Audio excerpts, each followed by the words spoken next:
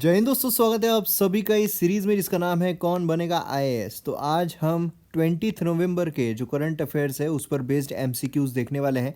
जैसे कि मैंने आपको इस पे कहा है कि आपको काफ़ी फ़ायदा होगा इस सीरीज़ से, क्योंकि द हिंदू इंडियन एक्सप्रेस दिन भर में आपने जितनी भी न्यूज़ देखी है उसकी आपकी रिवीजन हो जाएगी।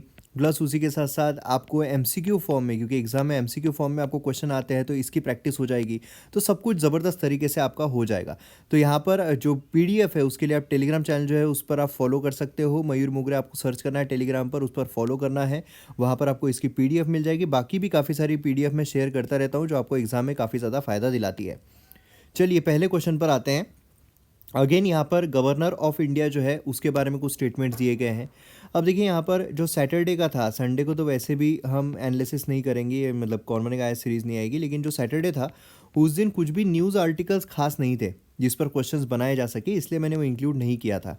तो ऐसा नहीं है कि एक आध दिन अगर नहीं आया मतलब ये सीरीज़ जो है डिसकंटिन्यू हो गई, क्योंकि आप लोगों को पसंद आ रही है। अगर समझ लीजिए 100 लोगों को भी पसंद आती है तो भी ये सीरीज़ जो है वो कंटिन्यू रहेगी। तो इसलिए आप बस सपोर्ट कीजिए, आप शेयर कीजिए जितना ज़्यादा हो सके अगर आपको पसंद आ रहा है।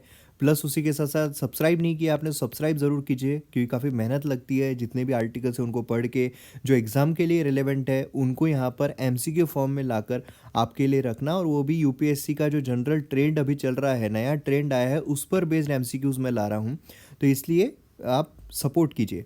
चलिए यहाँ पर गवर्नर ऑफ इंडिया जो है उस पर क्वेश्चन आ रहा है, और गवर्नर के ऊपर मैं डिटेल वीडियो भी लेकर आऊँगा। यहाँ पर जो वीटो पावर है गवर्नर की, उस पर एक सेपरेट वीडियो मैं लेकर आने वाला हूँ यूट्यूब चैनल पर ही। तो वो आप ज़रूर देखिएगा, क्योंकि हो सकता है 3D एनिमेशन के साथ मैं वो वीडियो जो है वो लेकर आऊँ, जिससे कि आपको बहुत अच्छी तरीके से समझ में आ जाएगा।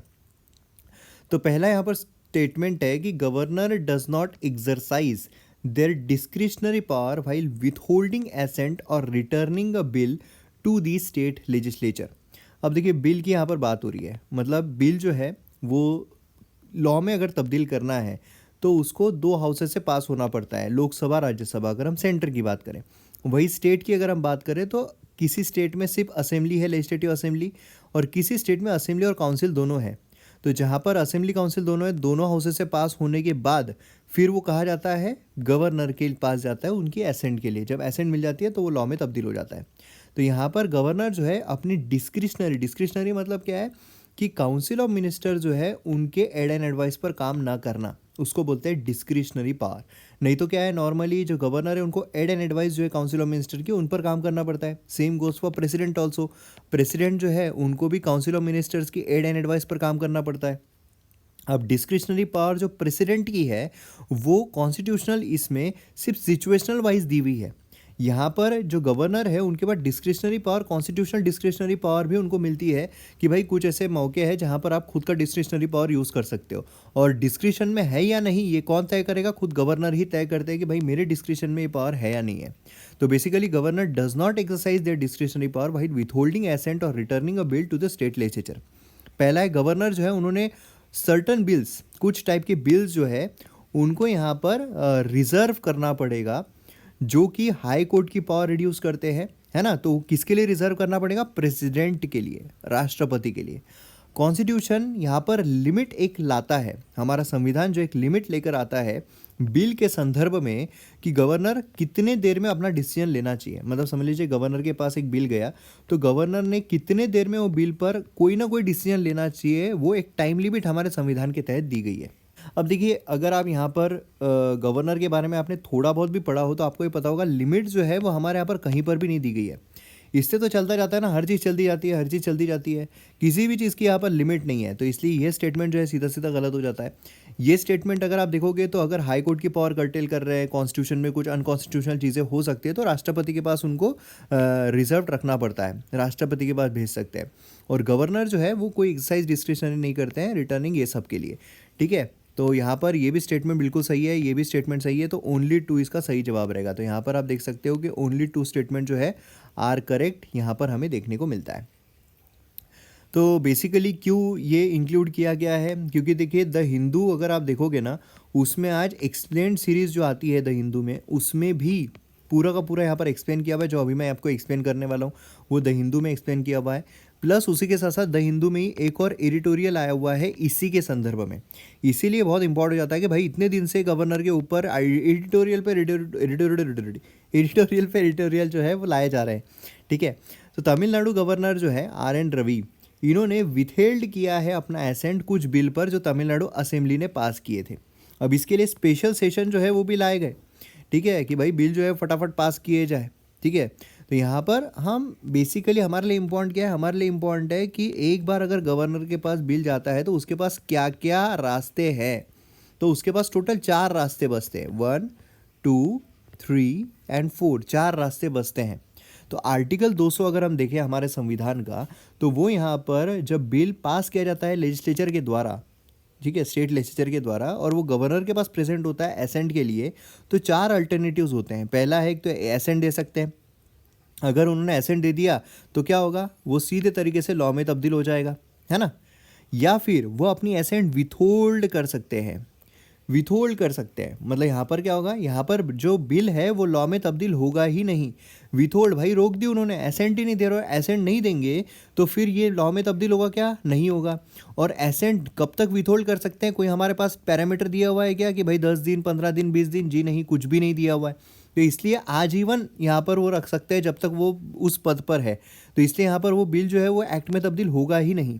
या फिर वो रिटर्न कर सकते हैं बिल को, अगर वो मनी बिल नहीं है। मनी बिल हमने लास्ट इसमें देखा था, एक क्वेश्चन मैंने इंक्लूड किया था कि मनी बिल जो है वो इंट्रोड्यूस्ड ही यहाँ पर जो गवर्नर है उनके इस पर होता है ना, उनके परमिशन पर होता है। इसीलिए जो मनी बिल है वो रिटर्न करने का कोई मतलब बनता ही नहीं है। तो यहाँ पर अगर रिटर्न कर भी देते हैं तो क्या होगा, जो स्टेट लेजिस्लेचर है वो दोबारा अगर पास करती है अमेंडमेंट के साथ या बिना अमेंडमेंट के साथ, तो फिर गवर्नर बाध्य हो जाते हैं कि उनको यहाँ पर एसेंट देनी ही पड़ती है, ठीक है। और चौथा है कि वो बिल रिजर्व कर सकते हैं राष्ट्रपति के लिए, कि भाई राष्ट्रपति अभी इस मैटर को देखेंगे। एक बार राष्ट्रपति के लिए रिजर्व हो गया तो फिर राष्ट्रपति पूरी तरीके से देखेंगे, गवर्नर का रोल जो है वहाँ पर हो जाता है ख़त्म। अब यहाँ पर समझ लीजिए प्रेसिडेंट के पास रिजर्व किया गया बिल, ठीक है। अब प्रेसिडेंट ने रिकंसिडरेशन के लिए भेजा, मतलब प्रेसिडेंट के पास भी ये रास्ते होते हैं कि एसेंट दे सकते हैं, या तो विथहोल्ड कर सकते हैं, या तो रिटर्न कर सकते हैं, है ना। तो अब गवर्नर जब रिटर्न करते हैं और स्टेट लेजिस्लेचर ने दोबारा अगर भेज दिया तो गवर्नर बाध्य है कि उनको एसेंट देना ही पड़ेगा। लेकिन राष्ट्रपति ने अगर रिटर्न किया और स्टेट लेजिस्लेचर ने अगर दोबारा वो वापस भेजा तो राष्ट्रपति अभी भी बाध्य नहीं है कि वो एसेंट देना ही चाहिए। तो ये कुछ छोटी छोटी चीज़ें हैं जो आपको ध्यान में रखनी है। अब सुप्रीम कोर्ट ने यहाँ पर क्या बोला था, वेरियस केसेस में यहाँ पर बोला हुआ है, इंक्लूडिंग यहाँ पर शमशेर सिंह केस जो है 1974 का, गवर्नर के पास डिस्क्रिशनरी पावर नहीं है विथहोल्ड करने के लिए। ये बहुत इंपॉर्टेंट है। जो यहाँ पर विथहोल्डिंग पावर हमने देखी है ना, ये विथहोल्ड करने की, कि भाई आजीवन यहाँ पर विथहोल्ड करके रख दिया, तो ये यहाँ पर गवर्नर के पास डिस्क्रिशनरी पावर नहीं है।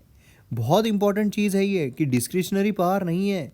राष्ट्रपति खुद के हिसाब से यहाँ पर विथहोल्ड नहीं कर सकते, काउंसिल ऑफ मिनिस्टर जो है उनके एडवाइस पर ही यहाँ पर विथहोल्ड कर सकते हैं।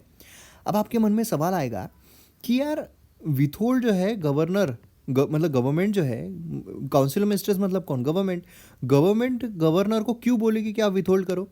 वो बोल सकती है प्राइवेट मेंबर बिल के लिए। जो प्राइवेट मेंबर मतलब क्या है, जो मिनिस्टर नहीं है उसके द्वारा अगर, मतलब मोस्टली क्या है, अपोजिशन पार्टी वाला समझ लो। यहाँ पर मिनिस्टर मतलब जो गवर्नमेंट में है उनके भी अगर कोई मिनिस्टर नहीं है, उसने भी अगर लाया तो भी वो प्राइवेट मेंबर ही रहेगा। लेकिन यहाँ पर मोस्टली ऐसा होता है अपोजिशन वाला जो है वो लेकर आता है। तो अपोजिशन वाले ने लाया तो गवर्नमेंट चाहेगी क्या कि वो बिल पास हो या उसको एसेंट मिले, नहीं। तो इसलिए अगर वो इन केस चला भी जाता है, ठीक है, गवर्नर के पास, तो गवर्नर को बोलते हैं भाई विथहोल्ड करके रखो। तो काउंसिल ऑफ मिनिस्टर का यहाँ पर क्या हो गया, एड एंड एडवाइस हो गई। तो ये डिस्क्रिशनरी पावर नहीं है विथहोल्ड करने की, ऐसा यहाँ पर कई केसेस में बोला हुआ है। ये केस आपने ध्यान में रखना है। Then they are required to act as per advice of the council of minister, है ना। सिचुएशन कब आती है, जब प्राइवेट मेंबर बिल हो। दूसरा, अगर गवर्नमेंट जो है, समझ लीजिए यहाँ पर बीजेपी की गवर्नमेंट है, ठीक है, बीजेपी की गवर्नमेंट ने बिल लाया, ठीक है। अब बिल गवर्नर के पास गया, तब तक बीजेपी गवर्नमेंट गिर गई और दूसरी गवर्नमेंट आ गई, ठीक है। महाराष्ट्र में तो बहुत बार ऐसा हुआ है। तो इसलिए अगर समझ लीजिए यहाँ पर कांग्रेस की गवर्नमेंट आ गई, ठीक है। अब कांग्रेस क्या बोलेगी गवर्नर को कि भाई विथहोल्ड कर लो, छोड़ो इस बिल को। तो मतलब काउंसिल ऑफ मिनिस्टर का एड एंड एडवाइस ही यहाँ पर हुआ। है ना? तो ऐसे केसेस में यहाँ पर गवर्नर जो है विथहोल्ड कर सकते हैं। Governor must reserve certain bills, कुछ रिजर्व करके रखना पड़ता है, पावर अगर हाई कोर्ट की कर्टेल हो रही है, ये सारी चीज़ों के लिए। तो ये आपको कुछ चीज़ें जो है वो ध्यान में रखनी है, बहुत इंपॉर्टेंट है ये जो वीटो पावर है इस संदर्भ में, ठीक है? तो यहाँ पर मैं डिटेल वीडियो जो है वो लेकर आऊँगा क्योंकि इस पर क्वेश्चन बनने के बहुत ज़्यादा चांसेस है अब, बहुत ज़्यादा चांसेस है। तो एमएम अकेडमी ऐप जो है वो आप डाउनलोड ज़रूर कीजिए। यहाँ पर पूरा मतलब GS 1 2 3 4 सभी कोर्सेस अवेलेबल है, प्लस आपको पॉलिटी के कोर्सेज जो है वो भी देखने को मिलते हैं। हाईएस्ट क्वालिटी कंटेंट है, लोवेस्ट प्राइस पर। Ancient history, medieval history, modern history, geography, ancient history, then उसके बाद आपको इकोनॉमी मिल जाएगा, देन उसके एनवायरमेंट मिल जाएगा, इंटरनल सिक्योरिटी डिजास्टर, मतलब प्रीलिम्स मेंस दोनों ओरिएंटेड आपको कोर्सेज देखने को मिलेंगे। Highest quality content, lowest price, इतने कम प्राइस में और कहीं पर आपको देखने को नहीं मिलेगा। डाउनलोड कीजिए एम अकेडमी ऐप और वीडियोज़ को एन्जॉय कीजिए। चलिए दूसरे क्वेश्चन पर आते हैं। यहाँ पर गुड समरितन के बारे में कुछ स्टेटमेंट दिए गए हैं और आपको यहाँ पर सेम वही बताना है कौन सा सही है कौन सा गलत है। Under the scheme anyone who saves the life of a fatal road accident victim, मतलब किसी का अगर रोड एक्सीडेंट हुआ है और अगर वो एक्सीडेंट वाला विक्टिम जो है उसकी अगर कोई भी जान बचाता है, उसको हॉस्पिटल पहुंचाता है गोल्डन आवर के अंदर अंदर, तो उसको कैश रिवॉर्ड मिलेगा, पैसे मिलेंगे। दूसरा है गोल्डन आवर, मतलब क्या है? गोल्डन आवर मतलब है 2 घंटे का टाइम पीरियड, जब इंजरी हो रही है उसके 2 घंटे के अंदर अंदर का टाइम पीरियड, जहाँ पर उसको मेडिकल केयर अगर मिल गई तो उसकी जान बचाई जा सकती है। अब देखिए यहाँ पर जब बोला जा रहा है गोल्डन आवर, तो आर मतलब क्या होता है भाई? एक तो यहाँ पर 2 कहाँ से आ गया? तो इसलिए ये गलत हो जाता है। पहला यहाँ पर बिल्कुल सही है, कैश रिवॉर्ड मिलता है। अब आपको कमेंट सेक्शन में बताना है कि कितने बार एक साल में कितने बार कैश रिवॉर्ड मिल सकता है। नहीं तो फिर तो कोई इंसान जो है वो तो यही काम करे, हालांकि काफ़ी अच्छा काम है, लेकिन यही काम करे कि कहीं पर भी एक्सीडेंट हो सकता है कोई भाई खुद ही ठोके और खुद ही लेके जाए, है ना? 2 दोस्त हैं यहाँ पर, ठीक है, एकदम गांव के 2 दोस्त हैं और 2 दोस्त बोल रहे हैं कि पैसों की ज़रूरत है, तो एक काम करते हैं, मैं तेरे को ठोक देता हूँ गाड़ी और सीधा मैं लेके जाता हूँ कहाँ पर? दवा खाने में, हॉस्पिटल में। चलो भाई गुड समृतन, चलो पैसा दो, है ना? तो एक साल में एक लिमिट है, तो वो लिमिट क्या है आप मुझे कमेंट सेक्शन में बताइए। यहाँ पर 1 सही है, 2 यहाँ पर गलत है, ठीक है?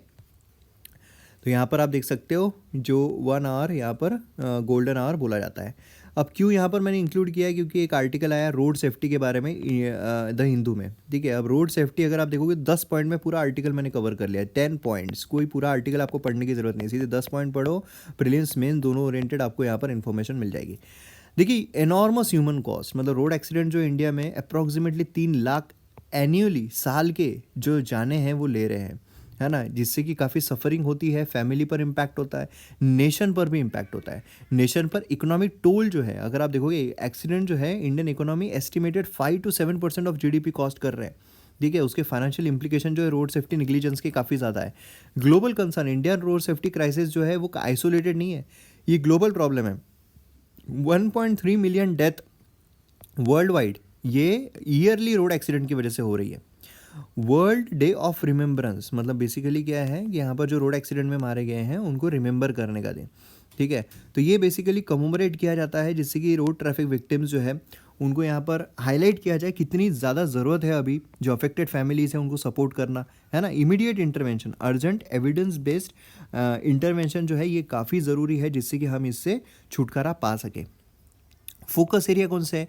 प्रायोरिटी मेजर्स अगर हम देखते हैं तो सीट बेल्ट जो है वो लगाया जाना चाहिए, मतलब बेसिकली एक अवेयरनेस फैलाना चाहिए जिससे कि सीट बेल्ट हो गया, हेलमेट हो गया, इसका इस्तेमाल करो और ये इस्तेमाल करना चाहिए। मैं आपको बता रहा हूँ कि मेरा कुछ साल पहले, मुझे एग्जैक्टली साल याद नहीं है लेकिन कुछ साल पहले मेरे पास एवेंजर गाड़ी थी और सामने समझ लीजिए यहाँ पर ये जो है 1 वे था, तो यहाँ से गाड़ी नहीं जा सकती थी, गाड़ी को यहाँ से लेना था। तो मैं 2 व्हीलर पे था, सामने एक 4 व्हीलर वाला था, तो 2 व्हीलर से मैं यहाँ पे पुलिस वाला खड़ा था क्योंकि ऑब्वियसली वो यहाँ पर हटा रहा था, पर मुझे लगा कि पकड़ लेगा, ठीक है? और यहाँ पे मतलब पकड़ते हैं तो फिर सीधा बहुत ज़्यादा होते हैं पैसे, तो उससे बचने के लिए, क्योंकि उस वक्त बचपना था, उस वक्त ऐसा रहता था यार पकड़ना नहीं चाहिए, चलो निकल लो गाड़ी लेके, हीरो बनने का बहुत ये रहता था।